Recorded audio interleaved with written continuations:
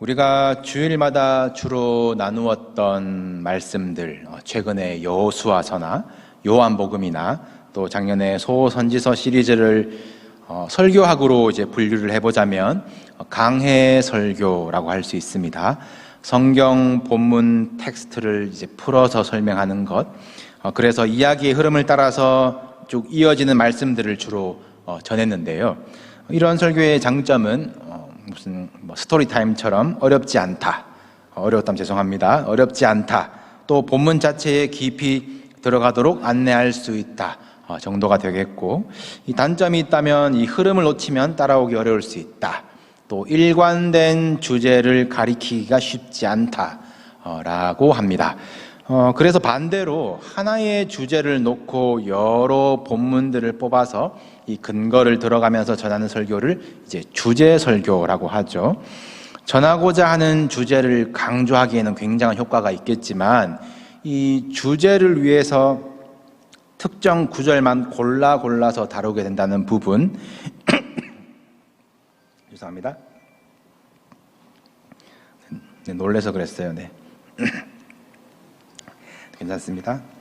이 말씀이 이끌어야 할 설교가 거꾸로 이 설교자가 말하고자 하는 목적대로 이렇게 말씀이 끌려갈 이제 위험이 있죠. 제 설교가 성경 외에는 예화도 들지 않는 이 극단적인 면이 있습니다만, 항상 성경 본문이 말하게 하는 설교를 목표로 준비를 하고 있습니다. 그래서 주로 이제 강해 설교가 되죠. 오늘 설교 서두에 이렇게 밑밥을 까는 이유는 앞으로 한 달간 주제 설교를 작정했기 때문입니다. 주제는 선교입니다. 앞으로 4주간 저와 또 그리고 이어서 5주째에는 특별한 이 선교주의를 통해서 이 선교라는 주제에 대해서 나누실 텐데, 전하는 저나 듣는 여러분이나 이전과는 좀 다른 각오로 설교에 임해 주시면 좋겠습니다. 그동안의 설교를 듣듯이 편안하게 이야기를 다 듣고 나니까 어떤 여운이 남는다, 그것보다는 이 선교라는 것의 이유와 목적과 대상과 방법에 대해서 확실하게 이해를 추구하시는 시간이 되셔야 해요. 자칫하면 학문적일 수도 있고 딱딱할 수도 있겠지만, 저는 최대한 맛있게 요리를 해서 여러분들을 설득할 것이고, 여러분들은 잘 소화하시고 이해를 하셔야 합니다. 아마 오래 묵은 생각들을 깨뜨리는 작업이 되어야 할 수도 있어요. 네, 잘 따라오시리라고 믿고 기대하는 마음으로 귀 기울이시면 성도의 사명이자 교회의 존재 목적인 이 선교에 대해서 우리 기초부터 바른 이해를 가지는 복된 시간들이 될 줄로 믿습니다. 네, 선교 시리즈 첫 번째 시간입니다. 선교는 무엇인가? 우리 선교라는 이 개념에 대해서부터 새롭게 출발해 봅시다.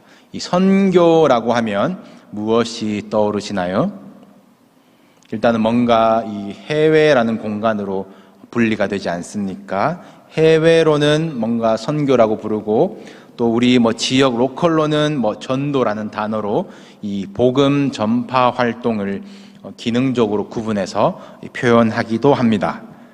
또 선교라고 하면 당연히 선교사님들 생각나고, 또 우리가 해마다 갔었던 단기 선교 경험들도 생각나고, 또 우리가 늘 기도와 헌금으로 선교에 동참한다.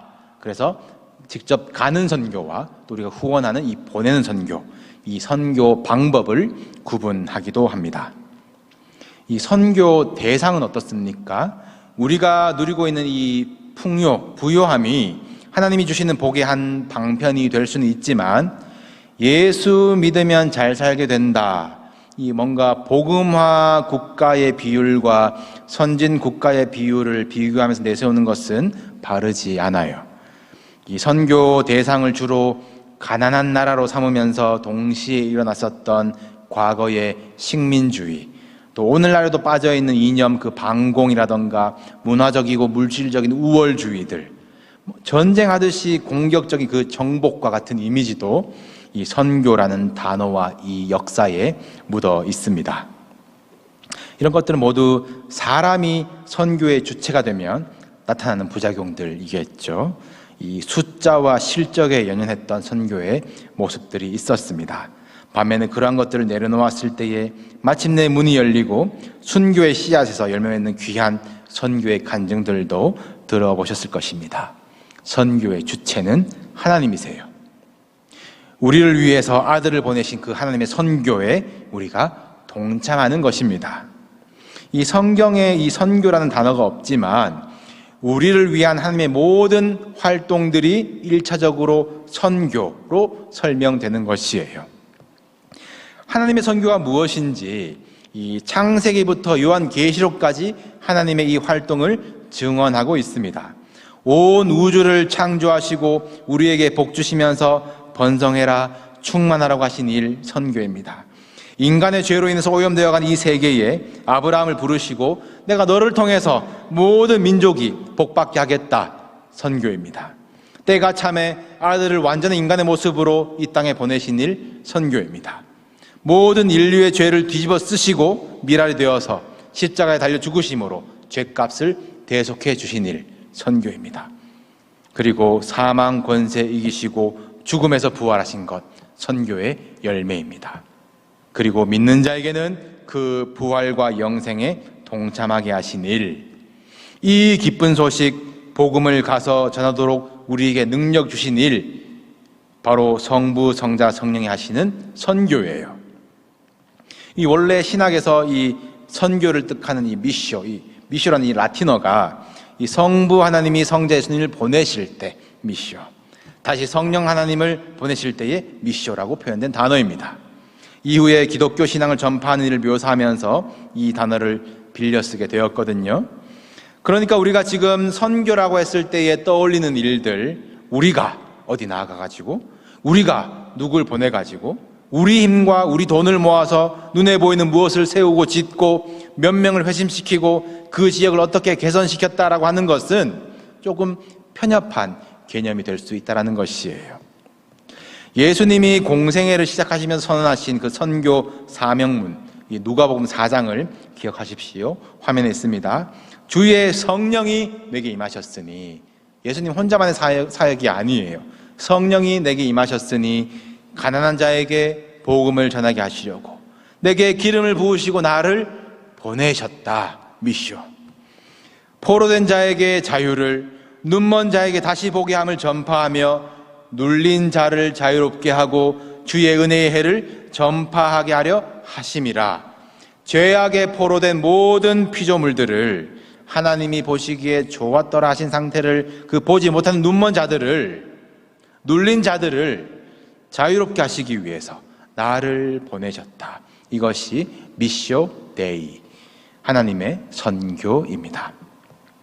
그러니까 늘 선교의 표어로 삼는 이 지상 대명령 기억하시죠? 가서 제자 삼아서 세례를 주고 가르치고 지키게 하는 것, 그 복음서만이 선교가 아니라 창세기 이 창조로부터 시작된 그 하나님의 일, 하나님의 영광이 회복되는 것이 선교이고, 모든 피조물이 하나님 앞에서 예배하는 그 요한계시록의 완성이 선교의 끝이 되는 것입니다. 선교의 개념이 훨씬 더 확장되어야 하는 것이죠. 오늘 함께 읽으신 골로새서 본문이 선교라는 개념의 크기를 정확하게 증언하고 있습니다. 먼저 전해야 할 복음의 핵심이 13절과 14절에서 선포되었죠. 제가 다시 읽습니다. 그가 우리를 흑암의 권세에서 건져내사 그의 사랑의 아들의 나라로 옮기셨으니 그 아들 안에서 우리가 속량 곧 죄사함을 얻었도다. 믿으십니까? 네, 화면에 있는데 안 나왔어요. 네. 여러분, 이 복음의 이 정수가 진실로 믿어지시기를 간절히 바랍니다.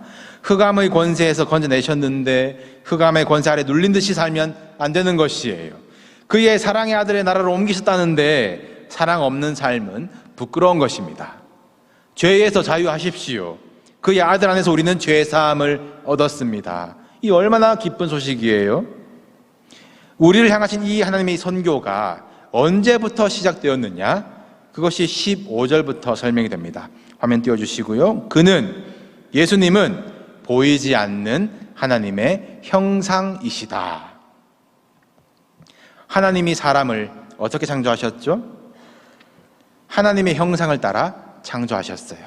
인간의 눈, 코, 입 모양을 말하는 것이 아니라 본래 우리가 어떤 목적으로 지음을 받았느냐, 하나님의 형상으로 하나님을 영화롭게 하는 존재로 지음을 받았어요. 그런데 우리는 이 형상을 잃어버렸습니다. 우리의 죄 때문에. 예수님이 보이지 않는 하나님의 형상이시다라는 말은 하나님이 완전한 인간으로 우리 앞에 보이셨다라는 말을 넘어서 하나님의 형상을 따라 지음받은 우리의 본래의 이 창조의 목적이 예수 그리스도 안에서 회복될 수 있다. 보이는 하나님, 예수 그리스도를 보면 우리가 지음받은 이유, 존재의 목적을 깨닫게 된다라는 것입니다. 이 내용은 아마 제자 훈련이나 교리 공부하시면 제일 먼저 배우는 챕터일 것이고 수십, 수백 번 들어보셨을 메시지이겠지만 여러분, 이것은 매일 들어도 부족함이 없고 진짜로 여러분들이 붙드셔야 할 소망의 메시지예요. 여러분, 왜 사세요? 왜 사십니까? 무엇을 위해서 그렇게 열심히 사시고, 아니면 혹시 설마 죽지 못해서 겨우 사시는 것은 아니신지요? 여러분, 다시 강조합니다. 하나님께서 여러분들을 통해서 영광 받으시려고 여러분들을 창조하시고 이 땅에 보내셨어요. 하나님의 선교는 이 창조 때부터 시작되었습니다. 그 목적을 예수 그리스도 안에서 찾으시기를, 하나님의 형상을 회복하시기를 축복합니다. 보이는 하나님의 형상, 이 예수 그리스도의 삶을 본받아 사십시오. 만물이 예수 그리스도로 말미암아 창조되었고 만물이 예수 그리스도를 위하여 창조되었다. 만물이 그 안에 함께 섰느니라 라고 했어요. 모든 만물이 제 자리를 찾아서 질서를 찾도록 하시는 분이 예수 그리스도이십니다. 인생의 목적이 예수 그리스도 안에서 발견되고 인생의 모든 문제들이 예수 그리스도 안에서만 제자리를 찾습니다. 예수님이 세상의 소망이세요. 이것을 화평이라고 하는 것입니다. 십자가의 피로 이루어지는 화평, 만물, 땅에 있는 것들이나 하늘에 있는 것들이나 모든 것이 하나님과 화해하고 화평을 이루게 되기를 기뻐하심이라. 하나님께 영광이 되도록 하는 것, 이것이 지금도 하나님이 일하고 계신 하나님의 활동, 하나님의 선교입니다. 그럼 우리가 선교해야 할 선교 대상도 자연스럽게 따라오죠. 선교 대상은 누구입니까? 민족들, 미전도 종족들, 그들뿐만 아니에요. 선교의 대상은 만물입니다. 믿는 자나 믿지 않는 자나 남녀노소 인간뿐만 아니라 우리 삶의 자리와 또 우리를 존재하게 하는 모든 사회, 경제, 정치, 모든 구조들, 예술들까지 만물이 하나님의 선교의 대상이에요. 우리가 이 하나님의 이 일을 깨닫게 되면 이 선교라는 이름으로 하나님의 일에 동참하는 것이 제자 삼아서 세례를 주고 가르치고 지키게 만드는 그 개인 회심에 국한되지 않겠지요? 이 선교의 명령을 하신 예수님은 기독교의 창설자가 아닙니다. 모범적인 삶을 살았던 사랑의 성자도 아니고 심지어는 내 개인의 구세주에 머물 정도의 분이 아니세요. 예수님은 태초에 우주를 창조하신 분, 죄로 물든 우주를 십자가의 피로 화해시키시고 온전하게 만드신 분이십니다. 아직 예수님을 그냥 좋은 분 정도로만, 그대로 가르치신 대로 살면 좋겠다 정도로만 생각하신다면 예수님이 나의 구세주로 고백되는 그 결정적인 순간이 성령님께서 인도해 주시기를 기원합니다. 그리고 십자가의 피로 먼저 화해된 우리가 온 우주적 화해를 이루기 위한 하나님의 일에 참여한 그 선교의 특권을 누리시기를 축복합니다. 모든 피조물을 그리스도의 주권 아래 모으는 것, 온 우주 만물에 그리스도의 영광이 충만하도록 하는 것이 바로 선교예요. 여러분, 선교의 대상을 확장시키십시오. 여러분이 대하는 모든 만물이 선교의 대상입니다. 또 선교가 뭔가 교정시키고 강요하고 공격적인 내 중심 활동으로 흘러가지 않도록 선교의 개념을 바르게 하십시오. 나와 교회를 포함해서 열방까지 모든 피조물이 사랑으로 화해되기 위해서, 그의 사랑하는 아들의 나라로 옮겨지기 위해서 지금도 일하시는 하나님의 선교에 반응하시고 동참하시기를 바랍니다. 선교는 분명한 주님의 명령이에요. 여러분 어떻게 하시겠습니까? 만물에 하나님의 영광이 충만하도록 만들어 가십시오. 창조 때 주님이 인간에게 맡기신 이 자연을, 이 지구를 아끼고 지키는 일, 선교입니다. 생육하고 번성하라 하신 대로 생명체를 귀히 여기는 일, 선교입니다. 다스리라, 오늘 본문에도 주권들이나 통치자들이나 권세들이 다 그를 위하여 창조되었다 하셨어요. 내가 다스리고 있는 모든 영역이 예수 그리스도를 위해서 창조되었고 우리에게 맡기신 바 된 것을 깨달으시길 바랍니다. 직업이 내 존재의 목적인 듯이 살아가는 것은 아닌지, 가정이 내 세상인 양 내 속에는 옳은 대로 통치하고 있는 것은 아닌지, 재물이 내 욕심으로 충만한 것은 아닌지, 여러분 만물이 선교의 대상입니다. 여러분의 꿈, 비전, 여러분의 가정과 삶의 자리와 여러분의 소유와 물질에게까지 하나님의 선교, 하나님의 부르심이 향하고 있어요. 여러분 반응하십시오. 내가 선 자리에서부터 온 우주까지 하나님의 영광이 충만하도록 여러분들 바꾸어 나가십시오. 만물이 하나님과 화목하도록 한 인생을 사시길 바랍니다. 내 기준에 나를 중심으로 화목하는 것, 여러분 부질없어요.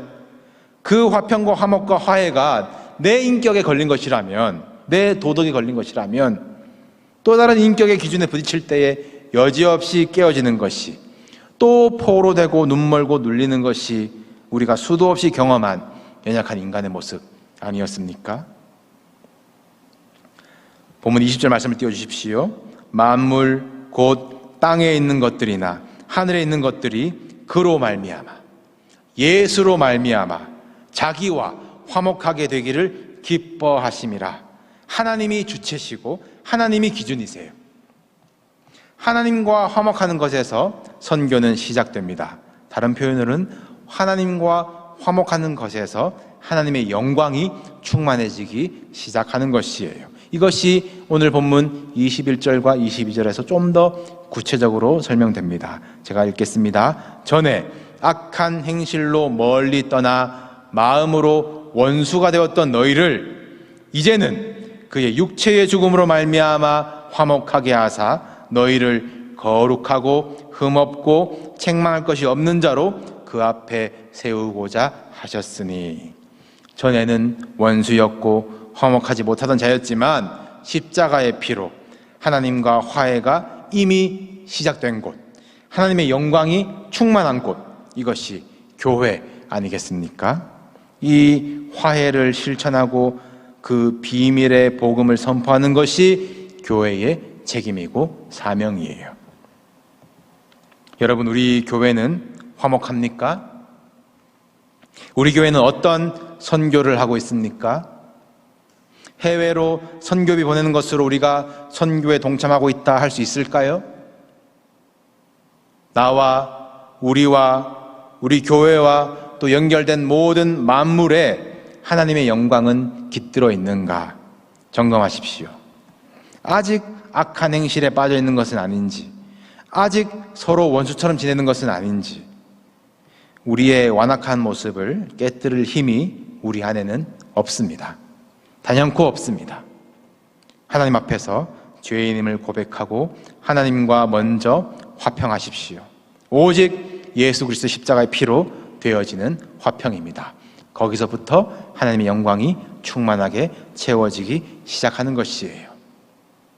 이것이 참 어려웠나 봅니다. 이 골로새서 편지를 받는 골로새 교회도 그랬나 봐요.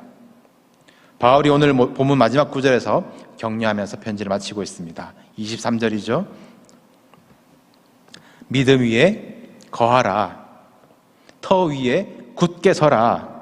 너희가 들은 것, 복음의 소망에서 흔들리지 마라. 그러면 된다. 이것이 복음이다. 이 복음은 천하 만민에게 전파된 바다. 천하 만민의 더 정확한 번역은 every creature, 모든 창조물에게 전파된 복음이다. 말씀을 정리하겠습니다. 하나님은 정확한 목적을 가지시고 예수 그리스도를 통해서 여러분들을 창조하셨고 예수 그리스도를 위해서 서게 하셨어요. 여러분과 화목하면서 영광 받기를 원하시면서 또 그것을 기뻐하시는 하나님이십니다. 그리고 가서 하나님의 은혜의 해를 모든 창조물, 만물에 전파하도록 우리를 부르셨어요. 포로된 자를 해방시키고 눈먼 자를 보게 하고 눌린 자를 자유하게 하여서 창조의 목적, 이 찬양의 모습으로 되돌려 놓는 것, 온 우주에 하나님의 영광이 가득하게 하는 그 일, 선교에 우리 동참합시다. 하나님이 하시는 그 선교에 동참하는 자들만이 이 들풀을 보면서도 하늘 나는 새를 보면서도 감사할 수 있어요. 하나님의 영광이 충만함을 볼 수가 있습니다. 사람이 무엇이간데 주께서 저를 생각하시나이까, 그 고백이 열릴 것이에요. 그 복된 삶으로 우리가 거룩하고 허물 없이 하나님 앞에 설 그 모습을 우리가 이 땅에서 함께 연습하며 살아가는 저 여러분 되기를 우리 주님의 이름으로 축복합니다.